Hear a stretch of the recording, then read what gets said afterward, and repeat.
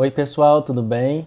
Bom, a gente está aqui porque eu acho que a gente precisa ser capaz de falar e de entender as mudanças climáticas de uma forma mais clara e objetiva, sem todo esse bombardeamento que a gente recebe da TV e das mídias.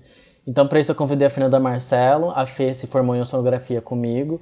Hoje ela é mestre e doutoranda em oceanografia física pela USP. E o trabalho dela hoje gira justamente em torno de entender a influência das mudanças climáticas na circulação do oceano. Então, ela vai me ajudar a construir uma reflexão e um raciocínio com a base científica, né, Fê? Isso aí, obrigada, Zé. Eu e o Zé, desde a graduação, nós somos acompanhados por uma sensação que nós sabemos de algo que as outras pessoas não conseguem enxergar. E hoje nós estamos aqui porque nós queremos ter certeza que vocês também estão enxergando. E nós trouxemos isso no formato de uma mensagem simples e clara, que é o planeta Terra em que a gente vive, ele está aquecendo e somos nós que estamos causando isso. E nós temos certeza disso, é grave, nós podemos consertar, mas tem que ser agora e nós precisamos de todos. E nós não queremos que vocês acreditem na gente e decorem essa mensagem, nós queremos que faça sentido para vocês também, e é por isso que nós estamos aqui para explicar, né, Zé? Eu acho que a gente pode começar do básico, então, para definir, deixar de forma clara o que é a mudança climática, o termo, quando a gente usa. De que a gente está falando, né? É do aquecimento em si? Mudança climática é a mesma coisa que aquecimento? Acho que a Fê pode ajudar a gente a entender isso melhor. Isso, vamos por partes e primeiro tentar entender como que nós sabemos de fato que está aquecendo e o porquê que está aquecendo. Então, se nós pensarmos na Terra, no sistema climático, o que permite a temperatura como a gente conhece é a presença da atmosfera e o efeito estufa. E o efeito estufa é a capacidade dos gases que compõem a atmosfera de reter o calor próximo à superfície na medida certa, sem deixar escapar tudo de volta para o espaço. Só que o efeito estufa, ele depende da quantidade, a composição e o tempo de permanência desses gases na atmosfera. E o CO2, ele é o principal gás do efeito estufa, o gás carbônico, né, por uma combinação desses fatores. E desde 1950 foi inventada uma máquina que media os níveis de CO2 na atmosfera e foram espalhadas estações de medição pelo globo todo. E com o tempo, essas estações foram todas apontando para um aumento dos níveis de CO2 na atmosfera. Então, esse aumento foi de 313 desde a primeira medida em 1958 a mais de 410 partes por milhão hoje em dia. E como o CO2 ele é muito eficiente em aprisionar calor, os níveis da temperatura de superfície acompanharam esse aumento dos níveis de CO2. E é assim que nós sabemos, né, que a Terra está aquecendo e que isso está associado principalmente a esse aumento dos níveis de CO2 na atmosfera. E então o termo aquecimento global ele se refere simplesmente a um agravamento do efeito estufa. E esse efeito estufa que a gente está acostumado a falar pode ser compreendido, então, né, como uma mudança climática, só que de uma forma em que esse efeito está se agravando, né, com o passar do tempo. E eu acho que uma das questões em cima disso é como é que a gente sabe que é a gente que está modificando, né? Por que esse efeito não é natural? Eu acho que a gente pode pegar pelo ponto de vista da ciência, a ciência entende que nenhuma das outras possíveis causas naturais conseguem explicar a velocidade e a direção das mudanças que estão acontecendo agora, né?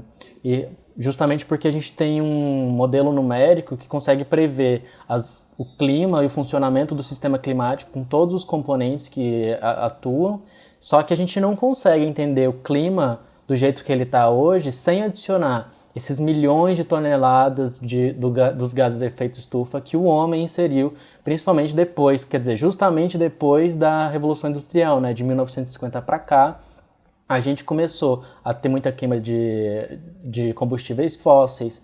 Então, a gente só consegue entender o clima de hoje, esse aquecimento, se a gente inserir essa variável que o homem está causando, né? A gente também existe um argumento por trás, acho que a Fê já está cansada de escutar isso também, que o clima da Terra já mudou muito no passado e que isso é uma coisa natural. Então, como contra-argumentar isso, né? Eu acho que dentro da academia científica a gente entende que todas essas variações antigas do clima, elas são de forma natural e nunca se teve uma variação tão rápida, tão abrupta quanto a gente está tendo agora. Se a gente entender a atividade solar ao longo do tempo, as forçantes orbitais da Terra, o ciclo de Milankovitch e os efeitos líquidos dos vulcões, pegar todas essas variáveis naturais, a gente não consegue entender por que está aquecendo. Na verdade, a gente estaria numa curva de resfriamento. Eu vou mostrar um gráfico aqui que mostra a variação nos últimos 800 mil anos do CO2, que vem da NASA esse gráfico, então a gente consegue ver que o CO2 sempre variou. É natural existir essa variação na Terra, só que esse último respiro de 1950 para cá, aconteceu uma coisa exorbitante, que o nível de CO2 passou para um nível que a gente nunca teve antes. Não existe registro da quantidade de carbono, de gás carbônico que está na atmosfera agora. E isso aconteceu depois da Revolução Industrial. Acho que para entender que a gente deveria estar resfriando se fosse um fenômeno natural, o gráfico da última era glacial deixa bem claro que a gente tem, há 20 mil anos atrás, um resfriamento da Terra, a Terra estava super congelada, aí 10 mil anos depois, com o passar do tempo, a Terra foi aquecendo, e em 10 mil anos atrás a gente tem um pico de aquecimento da Terra, e a gente estaria agora nessa curva que fica muito claro que está descendo, está resfriando. Essa é a média de temperatura do globo, né? Então não explica esse pico que a gente tem de aquecimento.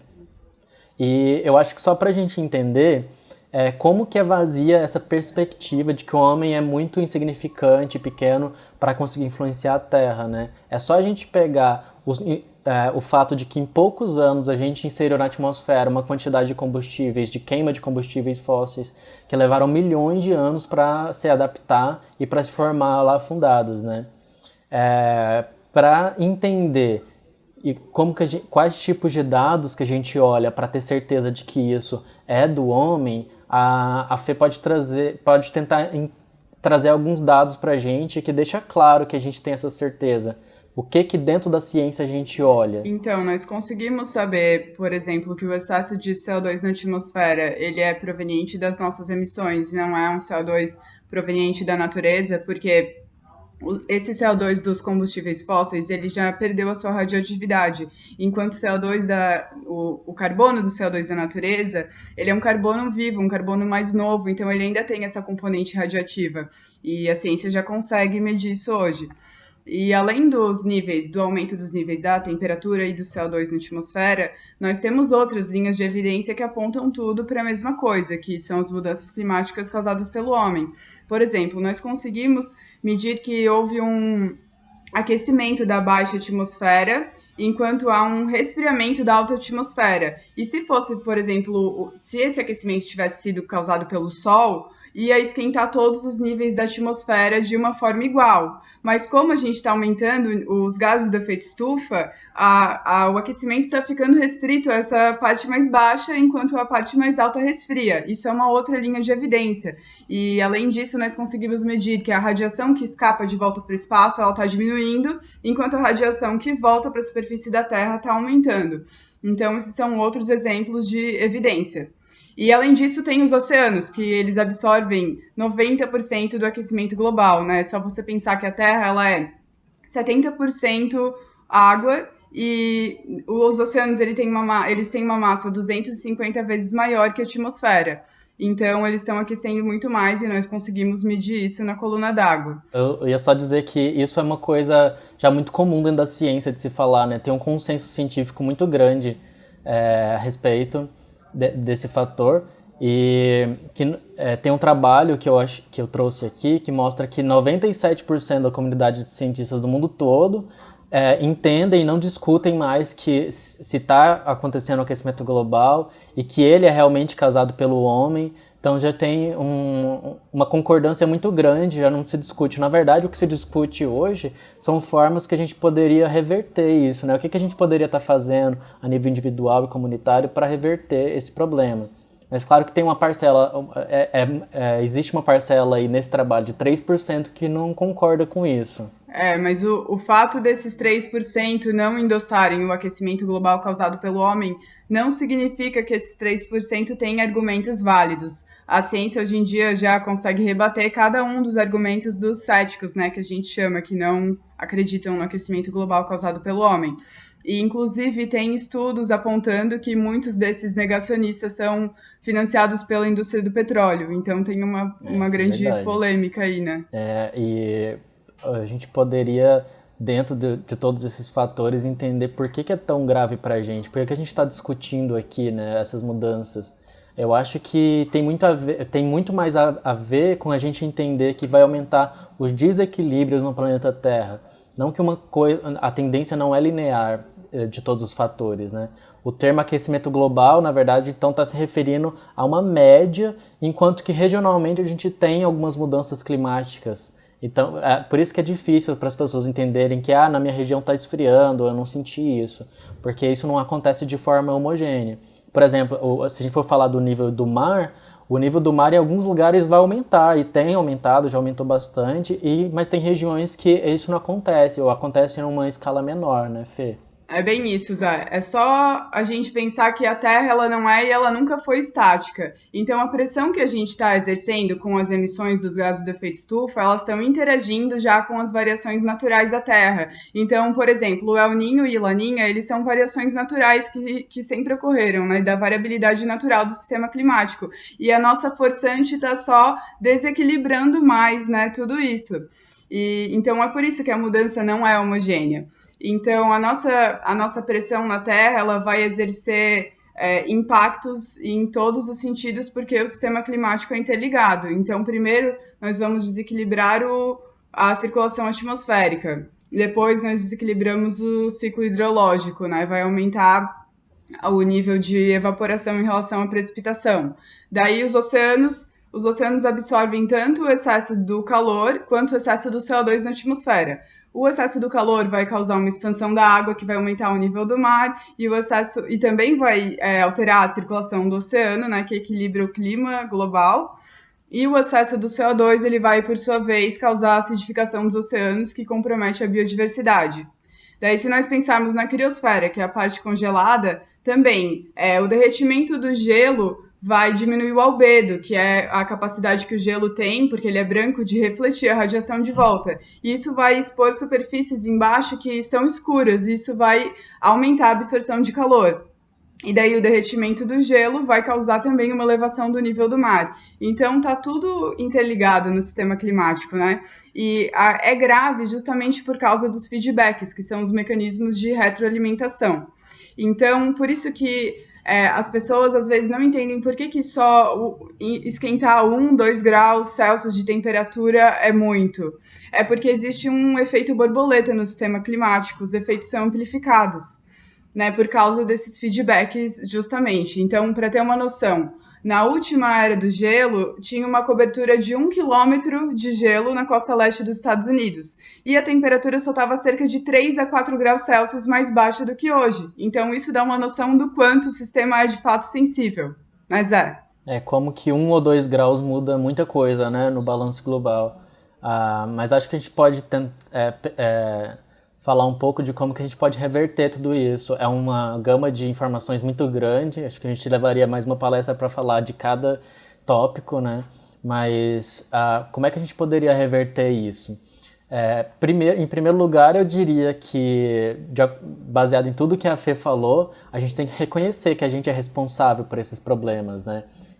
E como a gente é responsável, a solução tem que estar na nossa mão. E que tudo gira em torno da nossa forma de consumo, do consumo de energia, do tipo da fonte de energia que a gente usa. E a gente precisa entender que a gente tem que parar de colocar CO2 na atmosfera, que isso não está distante da gente. Então, eu acho que parar para pensar a obtenção de energia vindo do petróleo, tanto de energia que a gente queima com os carros, de uso de materiais que são derivados de sacola, de plástico, a gente tem que ter essa consciência para agir de forma individual e agir de forma comunitária. Eu acho que começa por aí, né? É isso, existem as soluções tanto a nível individual, que a gente pode pensar como um bottom-up, e a nível mais abrangente, que seria um top-down, mais associado aos tomadores de decisão. Mas a questão é que as duas são importantes, nós precisamos dar atenção às duas. Então, assim, por exemplo, a nível individual, tudo gira em torno de você diminuir a sua pegada de carbono, que é o seu impacto no meio ambiente. Tanto que, assim, de forma bem realista, a principal solução nesse nível é você ter um filho a menos, né? Uma pessoa a menos consumindo no planeta. Mas daí, depois disso, vem as coisas que geralmente a gente já sabe, que o seu consumo de energia e de água, as suas escolhas alimentares e o seu uso do transporte, né? A história de deixar o carro e usar a bicicleta, promover áreas verdes. Então, tudo isso conta, se cada um se comprometer em fazer um pouquinho, não precisa fazer tudo, é claro. Né? Então, essas são as soluções a nível individual. Eu acho que a gente pode enfatizar também outras soluções que vão além das óbvias, que a gente escuta sempre, né? Que é o nosso poder como consumidor, de ter pressão sobre o mercado, de consumir produtos, escolher realmente produtos que são mais sustentáveis ou que não têm essa pegada grande. Talvez valorizar os produtores locais, diminuir a distância, né, do produto até a tua casa. Existe uma grande discussão sobre isso. E geralmente tudo que essas mudanças de comportamento que a gente tem, elas são boas pra gente também, não é só pro planeta, né? Pensar no produto de limpeza que a gente usa, reduzir também, não só trocar, mas também reduzir o nosso impacto, o nosso gasto, dejetos. E eu queria apontar também para a indústria, para o tópico da indústria da reciclagem. A gente fala muito de reciclagem, então tá tudo bem. Eu acho que a discussão sobre reciclagem do plástico acaba legitimizando o nosso uso, a gente para de se preocupar. Enquanto que, na verdade, isso deveria ser o contrário, né? A gente tem que eliminar todo e qualquer tipo de plástico, de embalagem, de sacola, e não pensar que a gente está reciclando, que reciclagem é o último passo da cadeia. Usar o nosso poder como eleitor também, procurar priorizar políticos que entendem a linguagem da mudança climática, que param com essa besteira de não entender e de achar que é tudo besteira mesmo, e que valorizam a ciência em todos os aspectos, o que está cada dia mais difícil dentro da política, né?